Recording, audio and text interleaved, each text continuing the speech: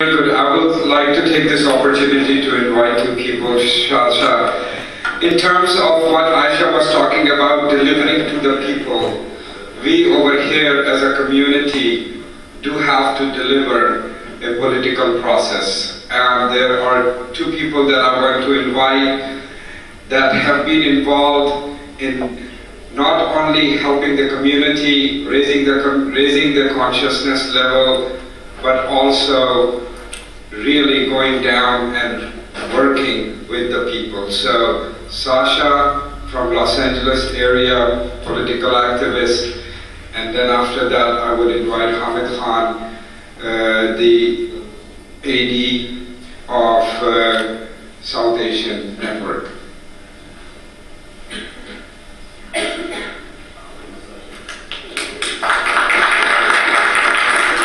So I'm going to try to be quick, but I really feel this is an important, event given everything that's going on in the world, including right here in the Pacific Beach. So it's really great that this is happening.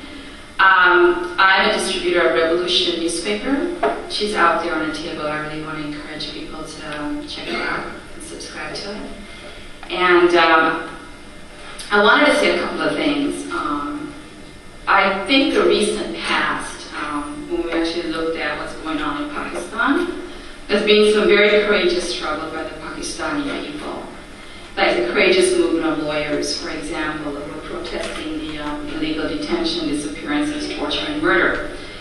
It has also, I think, very recently seen the uprising in anger, much of it directed against the United States, following Bhutto's assassination.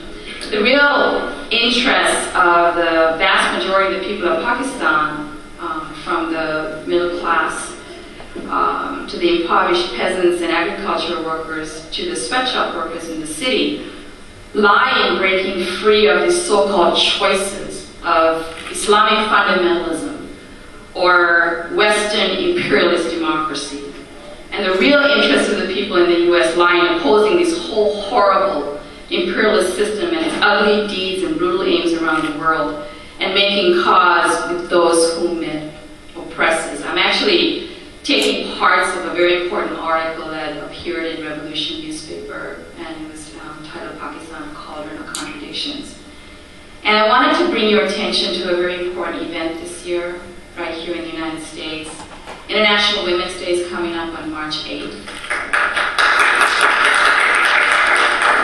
And there's a call from Iranian women and Afghanistani women. It's called Celebrate Our Fighting Unity on International Women's Day, Saturday, March 8th. And there is flyers that we have to assemble at the Federal Building in Westwood at noon and march through Westwood and rally at Lacan in Westwood at 2 p.m. I think this is a very significant thing because we don't have to choose between, the road of Islamic fundamentalism in the world or the road of the U.S. And I just wanted to make a little comment that I read this article about, maybe you could help me pronounce this. It's called the Hudud Ordinance? Yeah. I read this story about this girl, and it was Jihan Mina. She's 15 years old, who became pregnant after being raped by her uncle and cousin. When the family filed rape charges, the state said no witnesses to the rape, and she was punished under this law and ordinance as proof of extramarital sex, and she was first sentenced to 100 lashes in public, and later her sentence was changed to 3 years in jail and 10 lashes. So I ask you, why should we choose between these two outmoded roads and poles that are reinforcing each other in the world? And I know Asad is really wanting me to wrap this up, and I will. I just wanted to say something about, there's the analysis in the paper about how Pakistan is dominated by imperialism, and that domination includes both capitalist super-exploitation and still the significant integration of the feudal and semi-feudal production in agriculture into the circuits of capitalists dominated by imperialism. And the United States plays a major role in even deciding who rules the country. We can see this being played out all throughout the years, and the speakers have referred to that as well, building and utilizing these armed forces. And I wanted to say something which I think may be controversial, or maybe some people may think it's harsh, but I think we have to speak the truth and go for the truth, right? Because that actually serves the interests of humanity. We know that the United States brokered the agreement between, the partnership between Musharraf and Bhutto, and she returned to Pakistan in 2007. And there was a brutal way in which she was actually killed, right? But in the article it says that she's far from being a heroically flawed saint, as she's portrayed in the U.S. media, and I think David referred to that in terms of the beginning when you talked about how JFK was being looked at. When she was in power in Pakistan, she was a brutal servant of imperialism and shamelessly corrupt. During her 2 years as Prime Minister, the Pakistani intelligence agency, which is well known, worked closely with Al-Qaeda and installed the Taliban regime in Afghanistan. She worked with and facilitated the growth of this Islamic fundamentalism, which is influence in Pakistan, and played a key role in wiping out radical and secular influence in the struggle against Indian rule in Kashmir. Her rule was characterized by death squads, murders in police custody, disappearances of dissidents, and torture.